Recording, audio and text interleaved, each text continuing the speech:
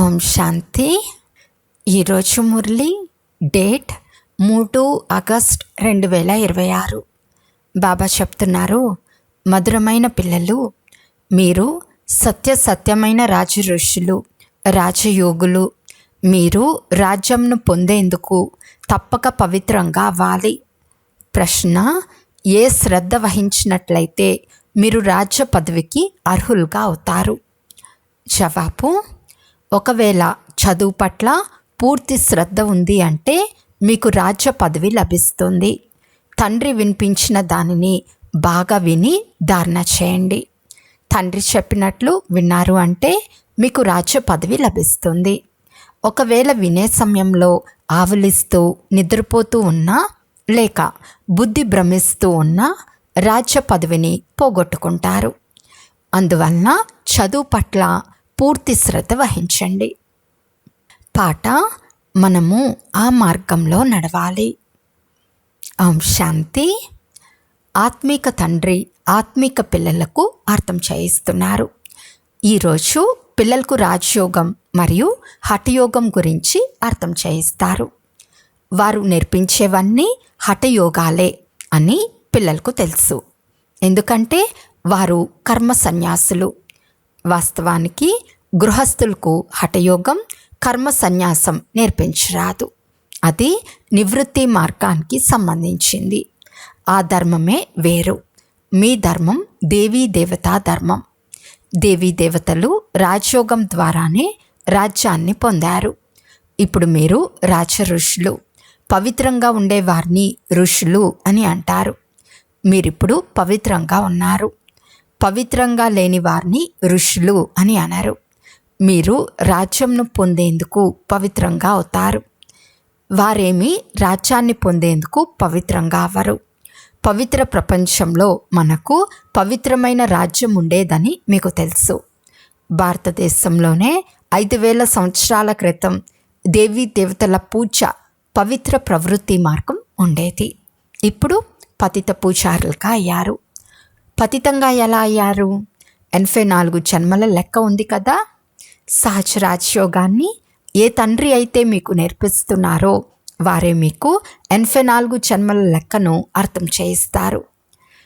ఇతర ధర్మాల గురించి సన్యాస ధర్మం వారికి ఏం తెలుసు? ఇది దేవీ దేవతల ప్రాచీన ధర్మం. ఇది చాలా కాలం క్రితం నాటి ధర్మం. గడిచిపోయిన వాటి గురించి సన్యాసులు అర్థం చేసుకోలేరు. తర్వాత జరిగిన వాటిని గురించి వివరిస్తూ ఉంటారు. హఠయోగాలు అనేక రకాలు ఉన్నాయని మీకు తెలుసు. ద్వాపరయుగంలో భక్తి మార్గం జతలో హఠయోగాలు ప్రారంభమవుతాయి.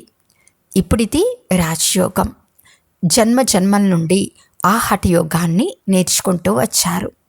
రాజయోగాన్ని మీరు ఈ ఒక్క జన్మలోనే నేర్చుకుంటారు. వారు జన్మలు పునర్జన్మలను పొంది హఠయోగాన్ని నేర్చుకోవాల్సిందే. మీరు రాజయోగాన్ని నేర్చుకునేందుకు పునర్జన్మలు తీసుకోవాల్సిన అవసరం లేదు. ఈ రాజయోగాన్ని మీరు కేవలం సంగం యుగంలోనే నేర్చుకుంటారు. రాజ్యం లభించింది, స్వర్గం వచ్చేసింది అంటే మిగిలిన ధర్మాలన్నీ సమాప్తమైపోతాయి. మీరు రాజ ఋషులు అనగా పవిత్రులు. రాధాకృష్ణులు పవిత్రంగా ఉంటారు కదా. కృష్ణుణ్ణి మహాత్మా అని కూడా అంటారు. మహాత్ములు పవిత్రంగా ఉంటారు. మీరు కూడా ఇప్పుడు మహాత్ములు లేక రాజ ఋషులు. మహాత్మా అనగా పవిత్రమైన మహాన్ ఆత్మ. ఈ విషయాలు ఏ శాస్త్రాల్లోనూ లేవు. శాస్త్రాలు తర్వాత తయారవుతాయి. కథల్లాగా కూర్చుని రాస్తారు. ఏది గడిచిపోయిందో దానిని నాటకంలాగా తయారు చేస్తారు. అందులో సత్యమేమీ లేదు. తండ్రి ఇప్పుడు పిల్లలను ప్రాక్టికల్గా చదివిస్తున్నారు. తర్వాత వారి చరిత్రను తయారు చేస్తారు. యాదవులు, కౌరవులు, పాండవులు ఉండేవారు. వారు తప్పకుండా సంగం యుగంలోనే ఉండి ఉంటారు. వారు కూర్చుని సంగం యుగపు చరిత్రను తయారు చేశారు. పండుగలన్నీ సంగం యుగానికి చెందినవే. రక్షాబంధన్ పర్వదినం కూడా పవిత్రత గురించే అయింది. ఆ తర్వాత వాటి స్మృతి చిహ్నం కొనసాగుతుంది. ఇక్కడ తండ్రి అందరి చేత పవిత్రంగా అవుతామని ప్రతిజ్ఞ చేయిస్తారు. సిక్కు ధర్మస్థులు చేతికి కడియాన్ని ధరిస్తారు. ఇది కూడా పవిత్రతకే గుర్తు. హిందువులు యజ్ఞ పవిత్రంను ధరిస్తారు, అంటే జందమును ధరిస్తారు. అది కూడా పవిత్రతకు గుర్తే, కానీ పవిత్రంగా ఉండరు. రాఖీ కడతారు, కానీ దాని అర్థం వారికి తెలియదు. ఇంతకుముందు బ్రాహ్మణులే రాఖీ కట్టేవారు. ఇప్పుడు సోదరునికి రాఖీ కడుతుంది. అతను ఆమెకు ఖర్చు కొరకు డబ్బులిస్తాడు. ఇదంతా ఇప్పుడు ఫ్యాషన్ అయింది. వాస్తవానికి ఇది పవిత్రత విషయం. కామం మహాశత్రువు అని తండ్రి పిల్లలతో అంటారు. ఆ బ్రాహ్మణులేమీ ఇలా అర్థం చేయించరు. ఇప్పుడు అనంతమైన తండ్రి చెప్తున్నారు, పిల్లలు మీరు పవిత్రంగా ఉంటామని, వికారాల్లోకి ఎప్పుడూ వెళ్ళమని ప్రతిజ్ఞ చేయండి. వచ్చి పతితులైన మమ్మల్ని పావనంగా చేయండి అని మీరు నన్ను పిలుస్తారు. సత్యత్రేతాయుగాలలో ఇలా ఎవ్వరూ పిలవరు. అది రామరాజ్యం, ఇది రావణరాజ్యం. రామరాజ్యంలో పంచవికారాలు ఉండవు. యథా రాజారాణి తథా ప్రజ. మనం తండ్రి నుండి స్వర్గరాజ్య చక్రవర్తి పదవిని తీసుకుంటున్నామని ఇప్పుడు పిల్లలైన మీకు తెలుసు. ఈ నరకం నుండి తప్పకుండా వెళ్ళిపోవాలి. పావనంగా తయారు చేసి స్వర్గానికి తీసుకెళ్లేందుకే తండ్రి వచ్చారు. అటువంటప్పుడు మనం పావనంగా ఎందుకు అవరాదు? వారి హఠయోగాలు అనేక రకాలుగా ఉంటాయి. హఠయోగాలలో ఎన్ని వెరైటీలు ఉంటాయో జైపూర్ మ్యూజియంలో వెళ్ళి చూడండి. వాటి ద్వారా ఏమీ లభించదు. మెట్లు క్రిందకు దిగజారుతూనే వెళ్తారు. తండ్రి ఇలా వివరిస్తారు, భారతదేశం పతితంగా అయినప్పుడు, రావణ రాజ్యం ప్రారంభమైనప్పుడు భూమి కంపించి బంగారు మేడలు మొదలైనవన్నీ భూమిలోకి వెళ్ళిపోతాయి. మేడలు మొదలైన వాటిని ఎవరూ దోచుకోలేదు. వారు కేవలం మందిరాలను దోచుకుంటారు. ఆభరణాలు, బంగారం మొదలైన వాటిని కొన్నిటిని దోచుకుపోయారు. మీకే అందరికంటే ఆభరణాలను గురించి ఆసక్తి ఎక్కువగా ఉంటుంది. మీరు స్వర్గంలోకి రావటంతోనే ఆభరణాలు మొదలైనవి ధరిస్తారు. రాజ్య పరిపాలన చేస్తారు. ఇతర ధర్మాల వారు వచ్చిన వెంటనే రాజ్యం చేయరు. మీరు అనంతమైన తండ్రి నుండి స్వర్గ రాజ్య భాగ్య వారసత్వాన్ని తీసుకుంటారు. ఈ విషయాలన్నిటినీ తండ్రి కూర్చుని వివరిస్తారే కానీ గీతనేమి చదివి వినిపించరు. గీతలో రాసినవన్నీ నేను చెప్పినవి కాదు. మనుషులు తర్వాత కూర్చుని నా మహావాక్యాలను శాస్త్రాలుగా రాశారు. నేను మీకేదైతే వినిపించానో దాన్ని మీరు మాత్రమే విన్నారు. విని వెళ్ళి రాజ్య పరిపాలన చేశారు. అక్కడ ఈ జ్ఞానం ఉండదు. ఇక్కడ తండ్రి టీచర్ కూర్చుని శిక్షణ ఇస్తున్నారు. తండ్రి హిందీలోనే వినిపిస్తారు. ఇక్కడ అందరూ హిందీ హిందీ అంటూ ఉంటారు కదా, ఇదే వారి భాష. వాస్తవానికి ప్రాచీన భాష సంస్కృతం కాదు, హిందీయే. సంస్కృతం శంకరాచార్యుని తర్వాత వెలువడింది. ఎవరిస్తారో వారు తమ భాషను నడిపిస్తారు. తండ్రి గీతను సంస్కృతంలో వినిపించలేదు. గురునానక్కు సంబంధించి వారి గ్రంథం వేరుగా ఉంది. అతను సిక్కు ధర్మస్థాపన చేశాడు. అతన్ని కూడా అవతారమని భావిస్తారు. ఆ ధర్మంలో రాజులు కూడా ఉంటారు, కానీ సన్యాసులకు రాజ్యం లేదు. బుద్ధుడు, క్రీస్తు మొదలైన వారు మొదట గృహస్థ ఆత్మలుగా ఉండేవారని తండ్రి అర్థం చేయించారు. గృహస్థులైన పతిత ఆత్మలు ధర్మస్థాపన చేయలేరు. వారిలో పవిత్ర ఆత్మ ప్రవేశించి ధర్మస్థాపన చేస్తుంది. ఇతర ధర్మాలు అనేక రకాలుగా ఉన్నాయి. వారు వచ్చి తమ తమ చిన్న చిన్న మఠాలు, మార్గాలు, సాంప్రదాయాలు, ధార్మిక సంస్థలను స్థాపన చేశారు. వృక్షంలో కూడా చూపించారు కదా. కనుక హఠయోగం, రాజయోగాల్లో చాలా తేడా ఉంది. ఈ విషయాలు బాగా అర్థం చేసుకోవాల్సినవి. ఎవరికి అర్థం కావో వారు తూగుతూ ఉంటారు లేదా ఆవలిస్తూ ఉంటారు. ఇక్కడ మీకు ఖజానా లభిస్తుంది. ఇది చాలా గొప్ప సంపాదన. మీరు రత్నాలతో జోలను నింపుకుంటారు. కనుక ఇక్కడ కళ్ళు తెరిచి వినాల్సి ఉంటుంది. నిద్రపోతూ ఉన్న, బుద్ధి భ్రమిస్తూ ఉన్నవారు రాజధానిని పొందలేరు. మీరు రాజఋషులు, రాజ్యంను పొందేవారు తండ్రి రాజధానిని స్థాపన చేస్తున్నారు. శ్రీకృష్ణుడు స్థాపన చేయడు. కృష్ణుడు తండ్రి నుండి వారసత్వాన్ని తీసుకుంటాడు. ఇప్పుడు మీ తండ్రి నిరాకారుడు. వారి ద్వారా విశ్వరాజ్య భాగ్యంనే వారసత్వాన్ని మీరు తీసుకుంటారు. మీరు ఎంతో షౌకారులుగా అవుతారు. ఒక్క తండ్రియే వచ్చి ఇక్కడ రాజయోగాన్ని నేర్పిస్తారు. అందువలన తిరగండి, తినండి, త్రాగండి, ఏమైనా చేయండి, కానీ కేవలం తండ్రిని స్మృతి చేస్తూ ఉండండి. ధనవంతులు తప్పకుండా బాగా తింటారు. వారు వారి సంపాదన ఫలాన్ని తింటారు. రొట్టె లభించని లేక మాల్పువా అంటే అరిసె లాంటి ఒక తీపి పదార్థం లభించని ఏది తిన్నా తండ్రిని స్మృతి చేయండి. డబ్బంతా ఎవరి కొరకు? తండ్రి దేన్ని వద్దని అనరు. కేవలం తండ్రితో యోగాన్ని జోడించండి. ఈ రాజధానిని స్థాపన చేయటంలో ఏమాత్రం ఖర్చు లేదు. ఆ యుద్ధం మొదలైన వాటిలో ఎంతో ఖర్చు అవుతుంది. విమానాలకు చాలా ఖర్చు అవుతుంది. అవి కూలిపోతే ఒక్కసారిగా మరణిస్తారు. ఎంతో నష్టం వాటిల్లుతుంది. అందువలన తండ్రి అంటారు, నడుస్తూ తిరుగుతూ తండ్రిని స్మృతి చేయండి. స్వదర్శన చక్రాన్ని తిప్పుతూ ఉండండి. మనం 84 జన్మలు పూర్తి చేశాము.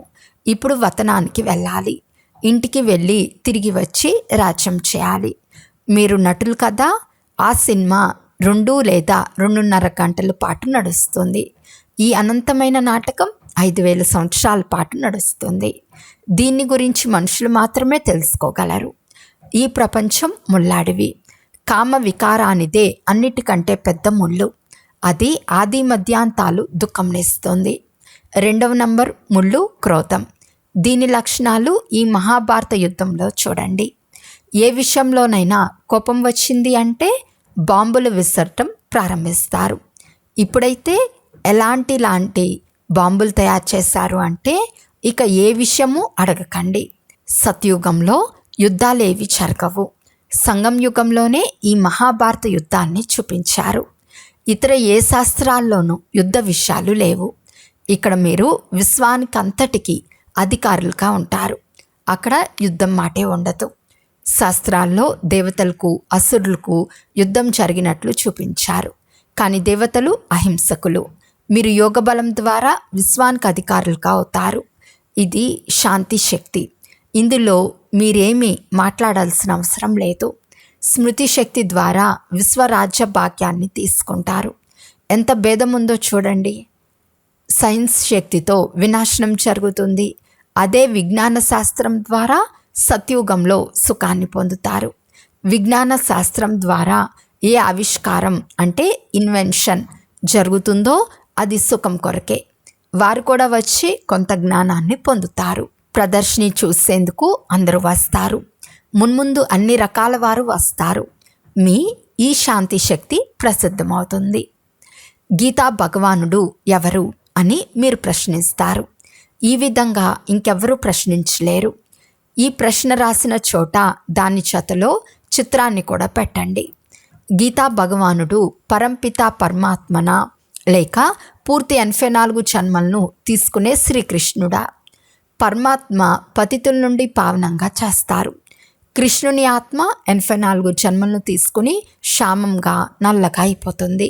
అతను 84 జన్మలు తీసుకున్నాడని, అతనికి తన జన్మల గురించి తెలియదని అతనికి తండ్రి కూర్చుని అర్థం చేయిస్తారు. పాత్రదారులకు వారు ఎలా 84 జన్మలు తీసుకున్నారో తెలిసి ఉండాలి కదా. సన్యాసుల ధర్మమే వేరు. భారతవాసులకు తమ ధర్మం గురించి తెలియని కారణంగా ఇతర ధర్మాల్లోకి వెళ్తూ ఉంటారు.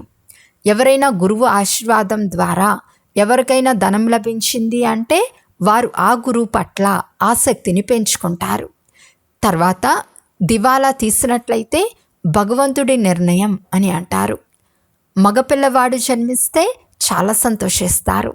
10-12 రోజుల తర్వాత ఆ పిల్లవాడు మరణిస్తే గురువులంతా భగవంతుని నిర్ణయం అని అంటారు. ఇతన్ని జీవింపచేయటం మా చేతుల్లో లేదు అని అంటారు. ఇలాంటి ఉదాహరణలు బాబా చాలా చూసి ఉన్నారు. ఇలాంటివి ఎన్నో జరుగుతాయి. ఇక్కడ తండ్రి కూర్చుని మధురాతి మధురమైన పిల్లలు పావనంగా అవ్వండి అని పిల్లలకు అర్థం చేయిస్తున్నారు. జ్ఞాపకం ఉందా? మహాభారత యుద్ధం జరిగినప్పుడు ద్రౌపది, బాబా నన్ను ఈ దుశ్శాసనుడు నగ్నంగా చేస్తున్నాడు, ఇతని నుండి నన్ను రక్షించు అని దీనంగా పిలిచింది. ఇది 5000 సంవత్సరాల విషయం. ఈ విషయం కారణంగానే అబలలపైన అత్యాచారాలు జరిగాయి. కొందరు స్త్రీలు కూడా విషం లేకుండా ఉండలేరు. అలాంటి స్త్రీల పేర్లు శూర్పణఖ, పూతన మొదలైనవి. అలాగే విషం కొరకు దుఃఖపెట్టే కంసుడు, జరాసంధుడు, శిశుపాలుడు వీరందరూ వినాశనం పాలవ్వాల్సిందే. ఈ సమయంలో అసురి రాజ్యం ఉంది. తర్వాత మళ్ళీ ఇది ఈశ్వర్య రాజ్యంగా పరివర్తన అవుతుంది. 84 జన్మలు ఎలా తీసుకుంటామో మీరు ఈ పూర్తి చక్రం గురించి తెలుసుకున్నారు. వికారాల్లోకి వెళ్ళినప్పుడే ఇవన్నీ మర్చిపోయారు. వికారాల్లోకి వెళ్ళే వారి ముఖమే పచ్చగా పాలిపోతుంది. మేము ఇలా ఎందుకు చేశాము అని వారు స్వయమే బాధపడతారు. పిల్లలు, ఈ విషయ వికారాల ఊబిలోకి వెళ్ళకండి అని తండ్రి చెప్తున్నారు. ఇవి మీకు ఆది మధ్యాంతాలు దుఃఖంనిస్తాయి. వీటిలో చిక్కుకోకండి. మేము వికారాల్లోకి వెళ్ళాము అని ప్రతిజ్ఞ చేయండి.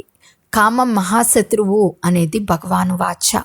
ప్రతి చిత్రంలో మొట్టమొదట జ్ఞానసాగర్లు, పతిత పావన్లు, గీతా జ్ఞానదాత అయిన శివ భగవాను వాచ అని రాయండి. అలా అన్నప్పుడు కృష్ణుని పేరు తొలగిపోతుంది. గీతా భగవానుడే కూర్చుని మనకు వివరిస్తున్నారు. ఆ జ్ఞానంనే మనం పొందుతున్నాము.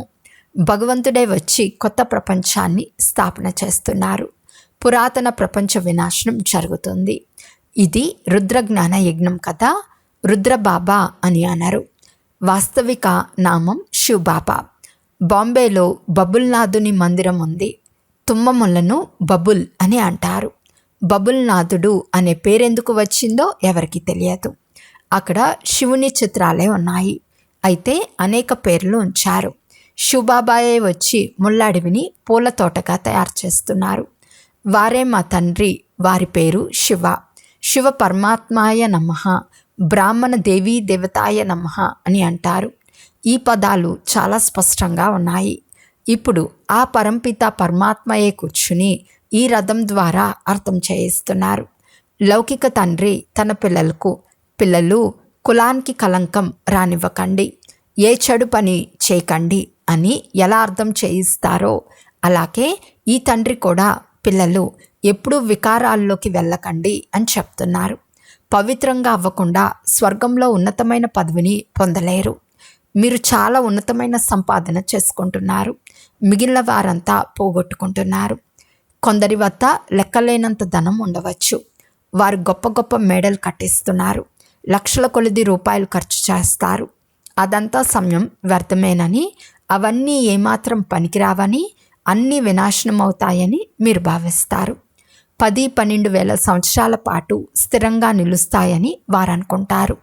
కానీ పిల్లలైన మీరు తెలుసుకున్నారు, మృత్యు ఎదురుగానే నిలిచి ఉంది, తలపై ఉంది. అతి కొద్ది సమయంలోనే భూకంపాలు మొదలైన వాటిలో అన్నీ అస్తవ్యస్తం అయిపోతాయి. భూకంపాలు మొదలైన వాటిలో లెక్కలేనంత మంది చనిపోతారు. ఇప్పుడు వినాశనం జరగాలి. వినాశనం, స్థాపన ఈ రెండిటి సాక్షాత్కారాలను పిల్లలు పొంది ఉన్నారు. తర్వాత అదే దృశ్యాన్ని ఈ కళ్ళ ద్వారా చూస్తారు. భక్తి మార్గంలో ఏమేమో చేస్తారు, కానీ వైకుంఠానికి వెళ్ళలేరు. జ్ఞానం లేకుండా సద్గతి లభించదు. ఇవన్నీ భక్తి మార్గపు ఆటబొమ్మలు. అచ్చా, మధురాతి మధురమైన అపురూపమైన పిల్లలకు మాతాపిత బాప్దాదాల ప్రియ స్మృతులు మరియు గుడ్ మార్నింగ్. ఆత్మిక పిల్లలకు ఆత్మిక తండ్రి నమస్తే. ఆత్మిక తండ్రికి ఆత్మిక పిల్లల యొక్క ప్రియ స్మృతులు మరియు నమస్తే నమస్తే నమస్తే. ధారణ కొరకు ముఖ్య సారము. ఫస్ట్ పాయింట్, కుల కలంకితులుగా చేసే ఏ చెడు పనిని చేరాదు. మీకు మీరే పవిత్రులుగా తయారవ్వాలనే ప్రతిజ్ఞ చేసుకోవాలి. సెకండ్ పాయింట్, ఇప్పుడు మీ సమయాన్ని, ధనాన్ని వ్యర్థం చేసుకోరాదు. పుష్పాల తోటలోకి వెళ్ళేందుకు ముళ్ళను తొలగించి వేయాలి. ఈరోజు వరదానము. అలౌకిక ఆటను మరియు ఆట బొమ్మలతో ఆడుకుంటూ సదా శక్తిశాలిగా అయ్యే అచల్ అడోల్ భవ. అలౌకిక జీవితంలో మాయ యొక్క విఘ్నాలు రావటం కూడా ఒక ఆట. ఎలాగైతే శారీరక శక్తి కొరకు ఆటలు ఆడిపిస్తారో అలా అలౌకిక యుగంలో పరిస్థితులను ఆట వస్తువులుగా భావించి ఈ అలౌకిక ఆటను ఆడండి. వాటితో భయపడకండి లేక గాబరా పడకండి. సర్వ సంకల్పాల సహితంగా స్వయాన్ని బాప్దాదాపై బలిహారం చేస్తే మాయ ఎప్పుడూ దాడి చేయలేదు. ప్రతిరోజు అమృత వేళలో సాక్షిగా ఉండి స్వయాన్ని సర్వశక్తులతో అలంకరించుకుంటే అచల్ అడోల్గా ఉంటారు. స్లోగన్: ఏదైనా ప్రాపంచిక విషయాన్ని వినటం, వినిపించటం కూడా స్వయంలో చెత్తను జమ చేసుకోవటం. అవ్యక్త సూచన: అపవిత్రత యొక్క బీజంను కూడా సమాప్తం చేసి సంపూర్ణ స్వచ్ఛంగా అవ్వండి. బాప్దాదా యొక్క ముఖ్యమైన ఆజ్ఞ: నిరంతరం స్మృతిలో ఉండండి మరియు మనసా వాచా కర్మణ పవిత్రంగా అవ్వండి. సంకల్పంలో కూడా అపవిత్రత లేక అశుద్ధత ఉండరాదు. దీనినే సంపూర్ణ పవిత్రత అని అంటారు. ఒకవేళ సంకల్పంలోనైనా పాత అశుద్ధ సంస్కారం టచ్ చేసినా, వ్యర్థ సంకల్పాలు నడిచినా లేక స్వప్నాలు వచ్చినా కూడా సంపూర్ణ పవిత్రత అని అనరు. అందువలన పవిత్ర భవ, యోగీ భవ ఈ మొదటి పాఠంను స్వరూపంలోకి తీసుకురండి. అప్పుడే తండ్రి సమానంగా మరియు తండ్రికి సమీపంగా వచ్చేందుకు అధికారులుగా అవుతారు. అచ్చా. ఓం శాంతి.